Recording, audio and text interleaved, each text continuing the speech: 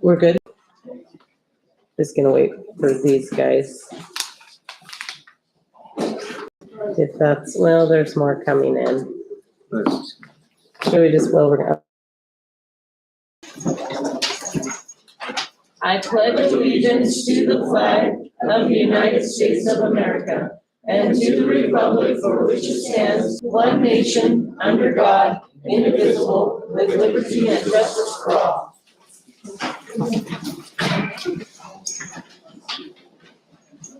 We want to welcome all the high schoolers and any other guests that are here. Thank you for coming. Let us start with a motion to approve the agenda. Will entertain one. Move to approve the agenda. I move to approve the agenda. I second it. Good. All in favor, say aye. Hey. Aye. All right. Aye. Aye. That carries 5-0, Gina. And let's move on to the consent agenda. Is there any discussion there?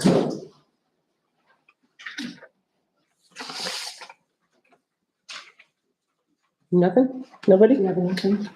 I would entertain a motion to approve the consent agenda.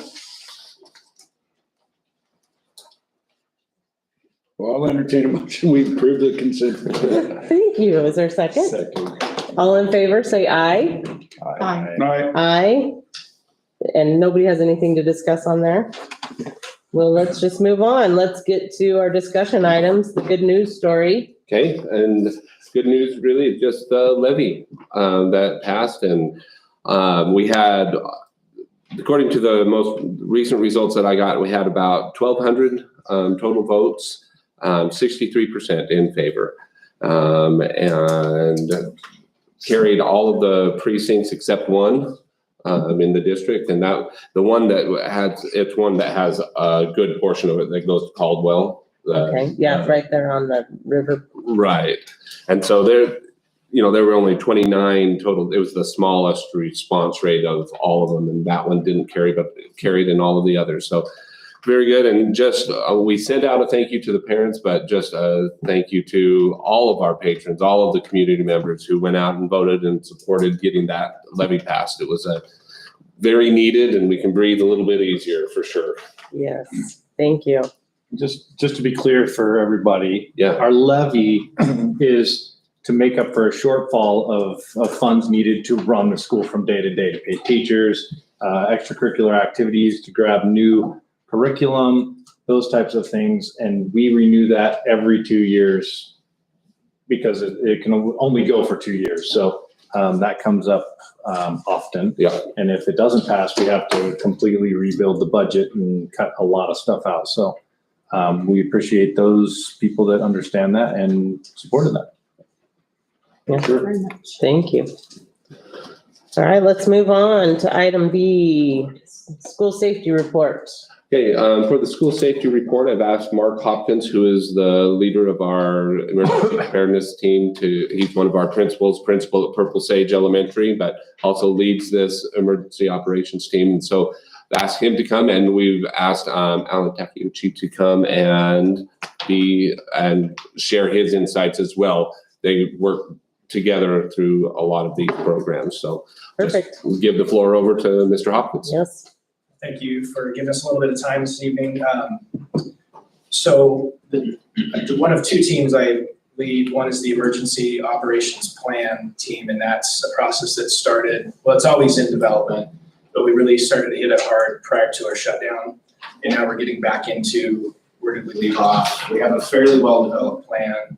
It just needs some final tweaks. So that's what the team's been brought together to do. We have representatives from fire, police. We have Jake's going to be sitting on that with us. And then various district representatives from all different levels, elementary, middle, and high school. And then depending on what we need, technology or busing, we'll include those folks at that time. So like I said, we're reviewing it. We don't really have an end date when it'll be finalized, but we're back on track to make sure we have something in place and will help us out in times of need.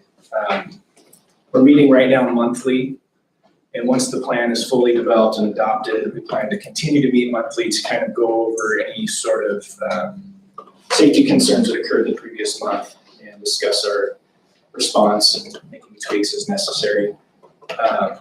And then I also head up what is our district's crisis intervention team. So that is a group that attends the Idaho Threat Assessment Conference most summers. We haven't had it for a little bit.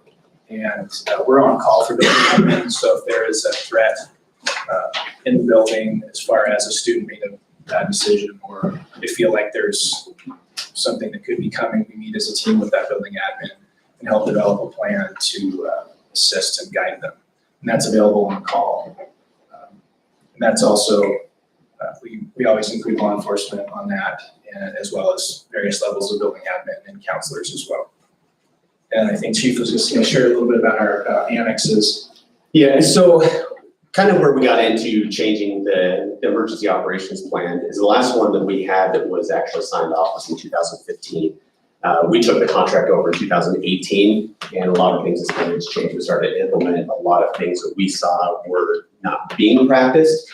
And then we started integrating those things. So if we're going to start integrating those things, we need to work with the living document to get those implemented so that if somebody says, no, I'm not going to do that, it's actually in our emergency operations plan that yes, we're going to do that. In the 4 areas that we've developed right now, and again, this is changing too, we give credit to Lieutenant Sean Harper and the Meridian Police Department. He had kind of put together this law enforcement team along with the State Board of Education to develop these 4 annexes that we're trying to get pushed out statewide so that any state police agency responds to a school, like we could go to Ridgeview and we know that they're going to be doing the same thing that we're doing. So it kind of breaks it down into four areas. It's the evacuations. Most of those are going to be like fire drills, or if there's a hazmat kind of situation, it's safely getting all the kids inside the building, out of the building. Then we have a lot of people used to call it a soft lockdown. Well, we wanted to get away from any kind of terms that use the word lockdown and just say that a lockdown's a lockdown's a lockdown. We don't want to have any kind of confusion. So we changed that to a hall check, which is restricted movement within. There's something kind of going on. So we want to make sure that no kids are in the hallway. The only people in the hallway are the school administrators. We also have a reverse evacuation. So actually Purple Sage is one that had it and had a badger on the Yes, in my backyard. Yeah. So we needed to get the kids inside. So that was a perfect opportunity for a reverse evacuation, which brings kids outside safely back into inside. And then we have lockdown, which in lockdown we teach a move, secure, defend. And that's been practiced every school, which I get twice a year, once in the spring, once in the fall. Everybody's been very receptive to it, so we're very appreciative that all our school administrators and teachers and students have been participating in that and learning and understanding that we're doing all this to make sure that our kids are safe. So that's kind of where we're at with the EOP on that. Sounds really good. And then could you talk a little bit about what you and your officers are going to be doing during spring break? Yeah. Just so that the board's aware and board members, as he talks about this is something that if you were interested in participating with them, you just need to let me know and we'll get those schedules worked out. But So our school resource officers have also been through trainings to do threat assessments on buildings and just kind of take a look at different angles. To do a really good one, you'd have to want to do one at daytime and at nighttime to get different lighting and different challenges that you get in different times of the day. But spring break's coming up. We've already contacted most of the administrators that are going to be around and do a walkthrough and kind of put together plans of, well, this is blind corner. This could be fixed with the easy fix of putting in here or something along those lines. And we've been talking, some other ways of being able to identify who's supposed to be in what building, as far as if it's going to be a name tag, student tag, whatever that's going to be. Just some ways that we can make our schools a little bit safer, and we'll range from easy fixes to big fixes, and then we'll kind of compile them together. So that would be like with the name tag, right? That would vary with a different name. You'd have Right. like a different access code or whatever, Right. however you would say that. Yes, and that could kind of ease into what Nick with IT is doing with a lot of stuff that is all set up to do. It's just how it's being utilized in the program. So there's a lot of things that we're trying to work out, but I think in the long run, they'll work out to our advantage. Sounds great. Thank you. So any board members that might want to walk around as they're doing these walkthroughs in the buildings, if you wanted to be a part, just let me know and I'll get you in. Thank you very, very much. Appreciate it. Thank you. Thank you. Any questions? Anybody? Questions? Feel free to reach out if you have some after the fact. Shoot me an email. Okay, thank you. Thank you very much. Appreciate it. Okay, the next topic is disposal. Oh, I'm sorry. You're okay. Go right ahead. Madam Chairperson, I apologize. It's all good. I'm okay with that. Just moving on. Let's move to item C, disposal of surplus equipment discussion. Okay, and I'm actually gonna give the floor over to Ms. Pennington to Okay. talk about that. So each year we have come to the board and asked for permission to kind of just overall permission to allow our technology and curriculum departments to get rid of any surplus we have that's less than $500. If it's over $500, we will provide you an itemized list to make those decisions on. But this is just kind of that blanket approval for anything less than $500. On your packet, you'll also see a buyback quote for the technology side. We do that on the curriculum and technology side, and sometimes there's people that we can work with that are willing to buy some of our used materials, and then we take those funds to just help us continue to distribute, get rid of different things we need to do. And so the one document kind of outlines the surplus and why we're asking for permission as part of Idaho code. And so the other document shows you the buyback options that technology has walked through so far this year that they're asking permission for. So buyback is expired leases that they're taking back? It's really what happens is, let's say we have a laptop, it's out of lease, we own it, but we might have a different party that's willing to buy it. So we have companies that come in and quote this out for us, and if they can reuse the materials, then we'll sell those. We normally will only sell those to those companies if it's not something that we could refurbish, reuse, or do something like that with. So there's you can see the items on there. Those are all items that really are just sitting in storage right now and that we wouldn't utilize otherwise if we didn't sell them to this company.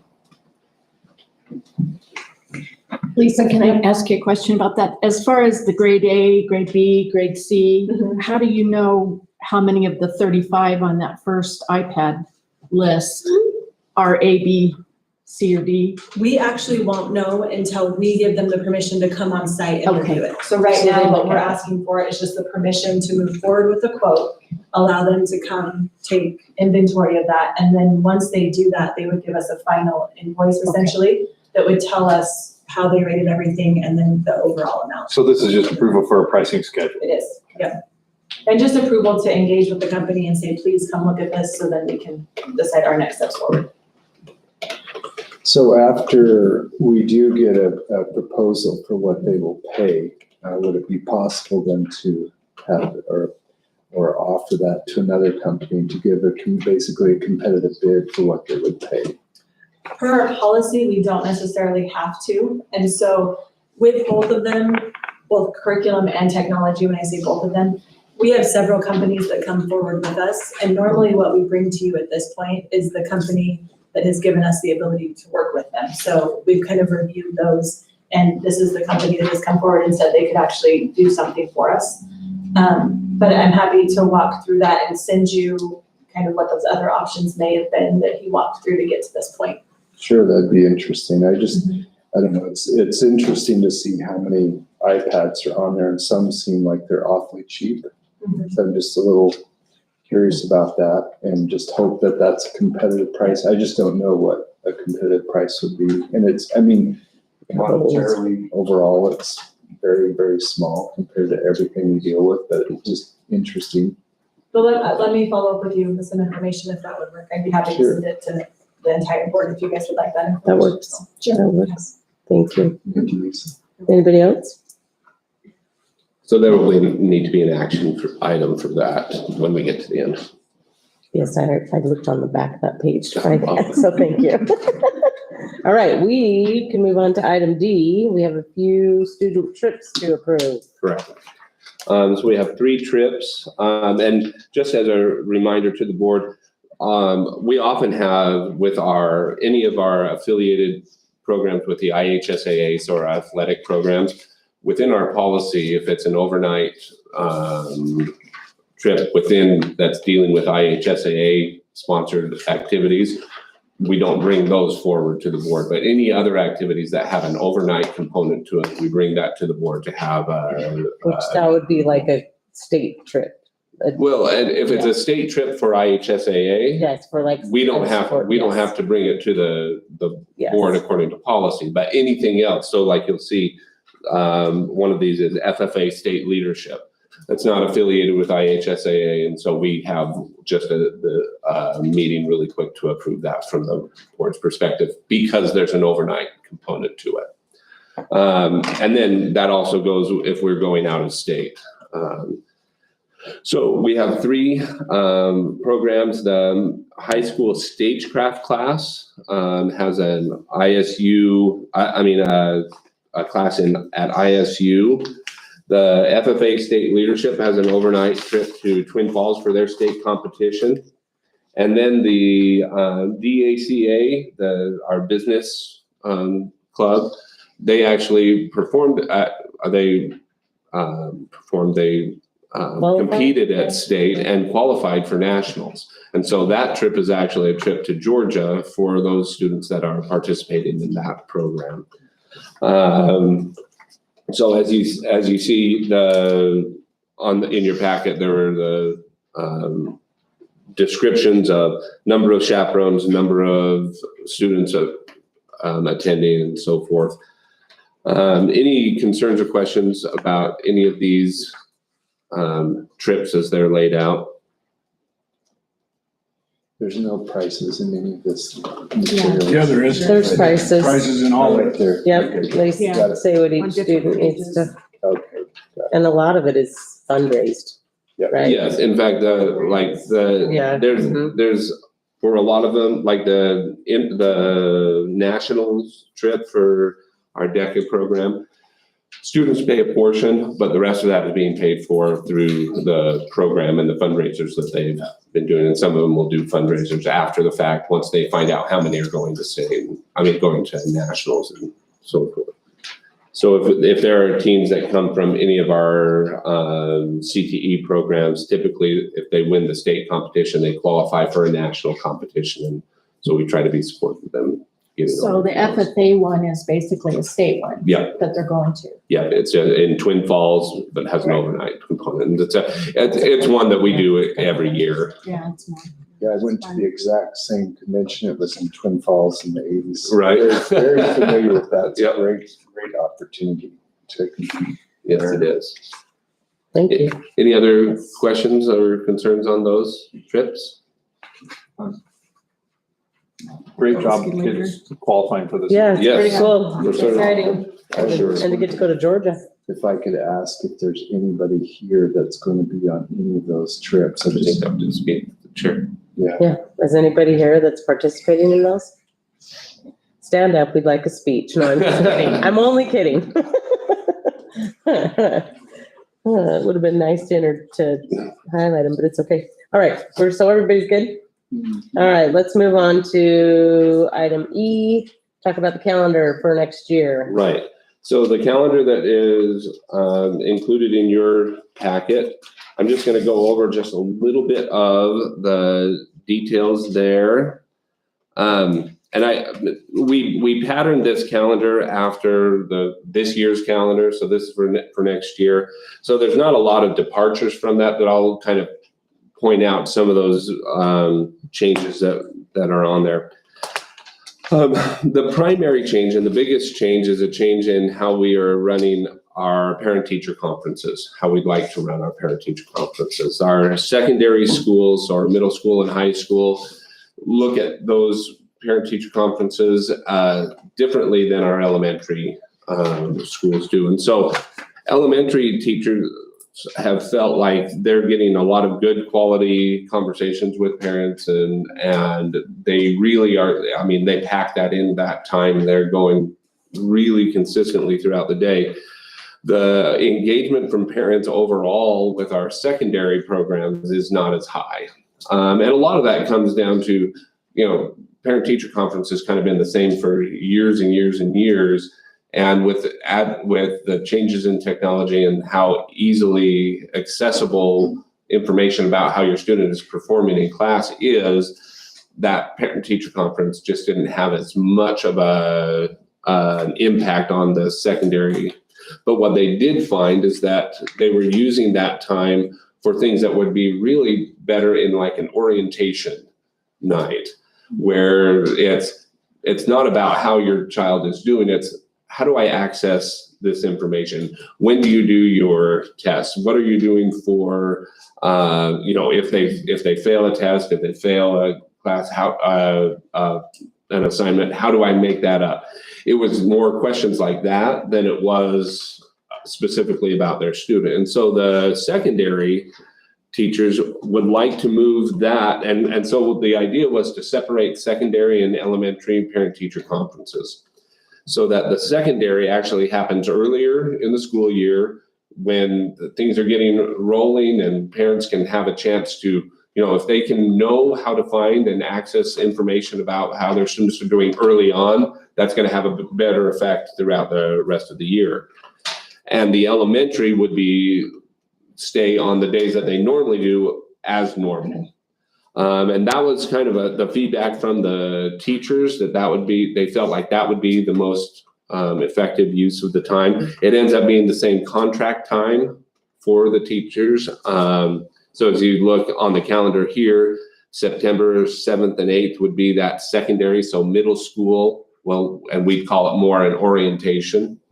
And we'll talk a little, I've got a note about October and the October elementary parent-teacher conference that I'll bring up here in a second. But essentially, whenever that happened, it would be the same as it normally did. With that change, though, there'll be a set of expectations that we'll be putting forth. We'll be working with teachers and administrators, because we still need to make sure that parents know how to communicate with their teachers if there is a problem, if there is a concern, or teachers having a responsibility to get information to parents on a regular basis, so that we're not getting to the end of the year and not having had a chance to address something that needed to be fixed or looked at. And then in the spring, what we found is at the secondary level, parent-teacher conference is fall is a low turnout, but spring is really low for secondary. And so the idea was to just do away with the parent-teacher conference in the spring for middle school and high school, and then look at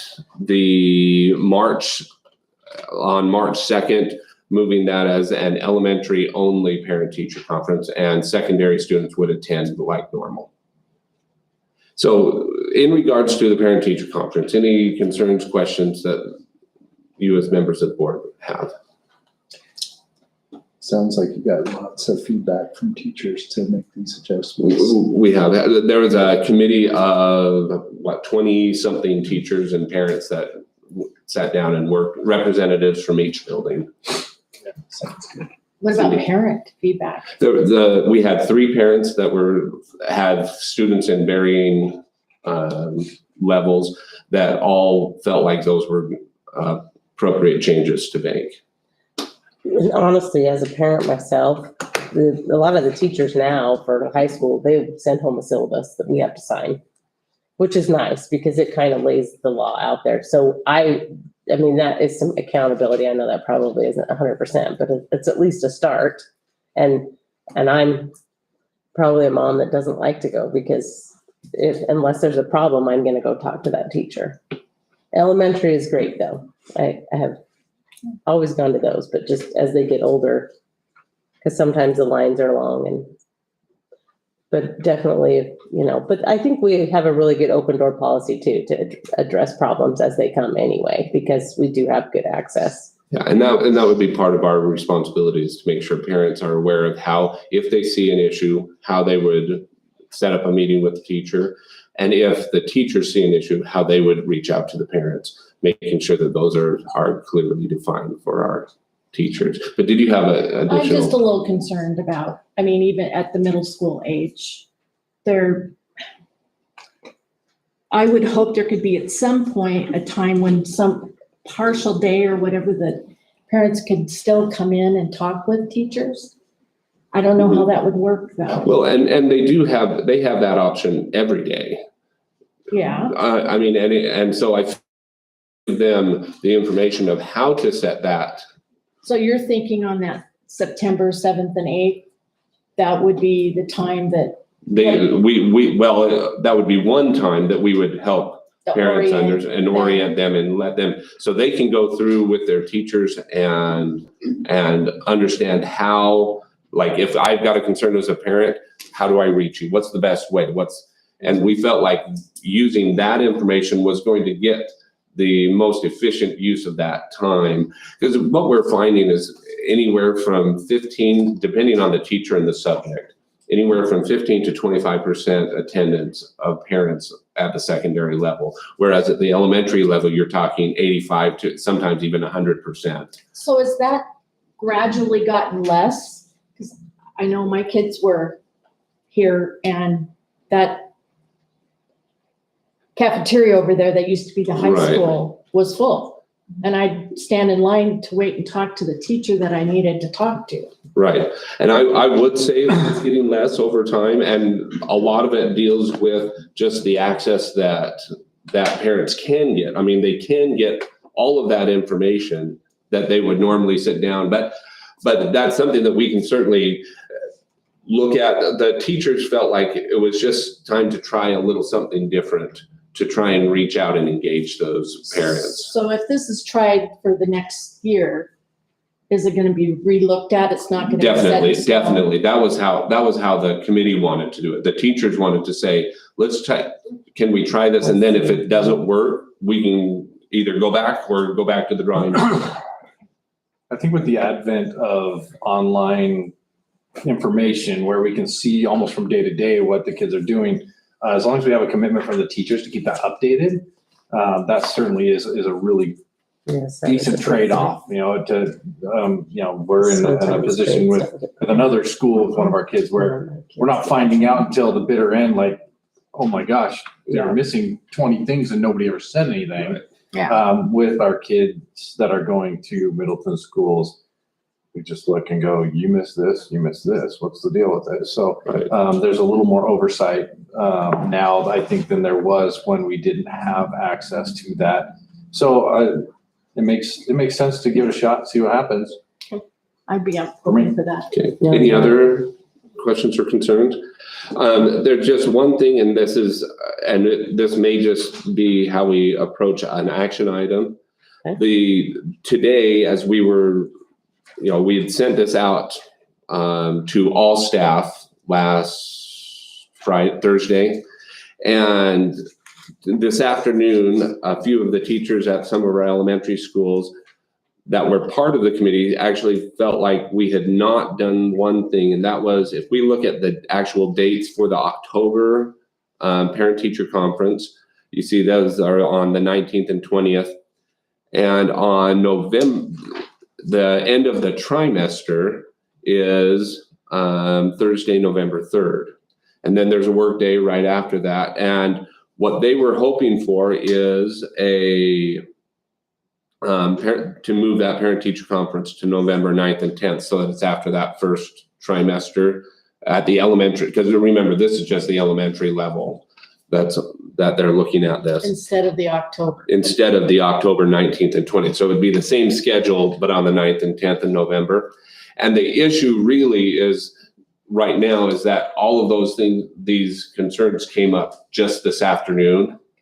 And besides that, there hasn't been pushback on any of the things that we're doing with the calendar.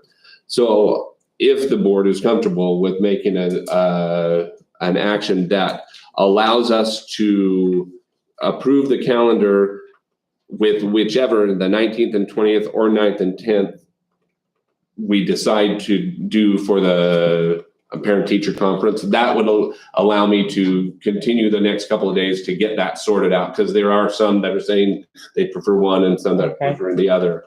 If we could do that kind of an action item, then once it's decided, whether it's the 19th and 20th or the 9th and 10th, that's what will be approved. And that way we wouldn't have to bring that back in April and we could get Just it go, yeah, moving which quick. people are asking Correct. for this, so yes, that would probably be good.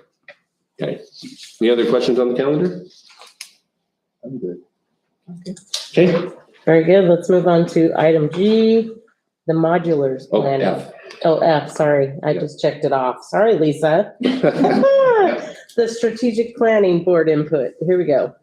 So we wanted to give you guys an update, let you know where we're at. So our current strategic plan that's in policy will expire at the end of this year. And so we have a committee that we have brought together that includes administrators, teachers, classified staff, parents, directors, to review our current strategic plan and then start building forward to what our future strategic plan will look like. And so it will be another strategic plan that will be 5 years in length. And so really the committee is trying to come together and create goals and direction for the district for the next 5 years. And so in that process, we also have the continuous improvement plan, which the state requires us to submit every year in October. And we ask the board to approve that prior to submittal. And so then you'll see all of our accountability measures that we report to the State Board of Education. So through this process, we're looking at our current strategic plan, our current continuous improvement plan, and then also our survey results that we sent out earlier this year around strategic planning. And so those have really been kind of the 3 pillars that have guided the work with this committee so far. We've met 4 times, and I had sent you guys an email with what our 5 draft goals currently look like. We will meet again tomorrow afternoon. And so the idea is for us to continue to work with the action steps under each of those goals. So then we have a strategic plan to bring back and present to the board for approval for what this next strategic plan for the next 5 years looks like. And so, trying to think if I'm forgetting anything. That's really kind of what the plan has looked like so far. And then what we would like to know is there's input from the board or suggestions you may have as we continue. Okay.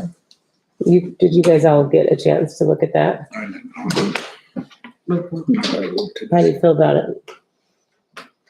I thought it was good. Thought it was good, yeah. I thought it was well thought out. And the committee is really being very thoughtful about certain words that we're using, really trying to make it very user-friendly, knowing that our audience will be obviously the board, it will be our community. The goal is to create a guiding document that we all can focus on for the next 5 years and really know what direction we're going, so we're all moving in the same direction. And Yes, so they're being very specific about how we do that, so it's user-friendly for everybody as well. okay, So, very good. Thank you. Any questions or concerns there? I think so. Okay. All right, now we can move on to the modular planning. G. Okay, I just wanted to kind of give the board an update on where we're at. We do need some additional modulars at Mill Creek to meet the demand for that we're having for students. We've got pretty much every nook and cranny filled within the space that we have right now. And so what we're looking at, the property was permitted for 2 more modular units of 2 classrooms each, so 4 total classrooms. That's what we'd be looking for. We can use ESSER dollars to pay for the modulars. And so there are 3 different avenues that we're looking at. One is just buying new modulars outright. One of the issues with buying the new modulars is every manufacturer that we've contacted thus far, the earliest they can get us a guarantee of being able to put them in is October. And so that would create some overlap of a couple months. And Mrs. Holman is already looking at how she would handle that if there needed to be overlap until those could get installed. We're also reaching out to a number of school districts that have built new buildings because they typically have modulars and are looking to get rid of those. We've identified 2 school districts thus far that have those, that are interested in working with us. So we're trying to set up times where we can go and inspect the quality. For instance, there's one in a previous school district that I worked in that they have just completed a new school. And I know one of those modulars has been there for about 12, 15 years. So I don't know that that's necessarily the one that we will want to look at, but they have another one that's only been there for 4 or 5. Okay, So we want to make sure that we'll do some on-site inspections and have those assessed and valued and everything. But if we can get some of these used ones, there's a better chance of getting those in time before the school year starts. And then a final option that we're looking at, there's a company that, do you remember that? What's the R&M still? R&M still? R&M Steel that produces steel buildings for schools that they can actually build for classrooms, build classrooms. And we put in a request for a quote on what that would look like, because if it's in the same, and from what we were told, there's considerably cheaper than just your typical school building. But it would have a more semi-permanent permanency to it that maybe we could use differently. So we're looking at that as a possibility as well, to fill those 4 classroom needs. So as we move through that process, we'll continue to keep you updated with the amount that that's going to be several $100,000 to be able to do all of that, regardless of which pathway we go. And so we'll keep you as a board informed through each step as we're walking through. Any questions, concerns, or suggestions there? Would the ESSER funds also be available for the other alternative steel building? Yes, and the reason we can use those ESSER funds is because it does give us more spacing for the existing students. And would that be the ESSER 3s? Yes, it would be ESSER 3s. Okay, Correct. very good. Any other questions? So this bid here was just for one. One brand new. Yeah. The concern, I'd rather build a metal shed. Well, must be for 4, right? No, that's one. Welcome to inflation. yep, and that is, I mean, That's honestly, standard, right? well, 5 years ago, you could have gotten a brand new one for 120. Wow. It's just, they've met the same increases in sure. pricing Yeah. that all the other construction companies have, so. And they're still a rapidly depreciating asset as opposed to. Yes, they are. A steel building. Right, which is one of the reasons we wanted to look into that idea of a steel building, because that would be some appreciative value Right. to it. Absolutely. Other questions there? Of course, if you got a used one, you've already got rid of a lot of that depreciation, so that's. Perhaps. And that's one where if we were able to pass a bond for a new elementary school, the need for those wouldn't be as long as the ones that we currently have, and so. Okay, You good? yep. Let's go down to 6 to the third reading of the policy review. Do we just need to make motions on that, or do we need to Just go? one note. There's just, on the first one, when you look at the 4210, we did add the MEA clause back into that. And so we wanted to ensure that you took note of that, so we highlighted it. Otherwise, 4210P, there's been no changes since your second reading. Okay. So tonight, our recommendation would be that you go ahead and approve the third reading and you take those into policy, Okay, adopt those into policy. so we need to make a motion for each of them separately, Yes, correct? please. All right. I would entertain a motion. Can we do that now? We do Yeah. that now? Yep. I'll entertain one. Move to approve policy number 4210, community use of school facilities. Is there a second? Second. You Gotta be get to quick. do the next That's one. okay. All in I just favor, thought- I say didn't know aye. If we had to say that we added that. Okay, Just as written. aye. Aye. Aye. All right, 5-0. And I'll entertain a motion from Cindy for the next one. So I move that the policy 4210P Mhm. be accepted. Second. Very good. All in favor? Aye. Say Aye. Aye. All right. Thank you for the work on that. Thank you. It's nice to have that done. We will begin the process and now updating the forms that attach to that, just so you guys are aware that's our next steps to ensure that it all aligns. Very good. Thank you. I know that was a lot of work, but I really appreciate it. So now we'll move to possible action items. We need to do each trip separately. No, you can do them all. We could do them all.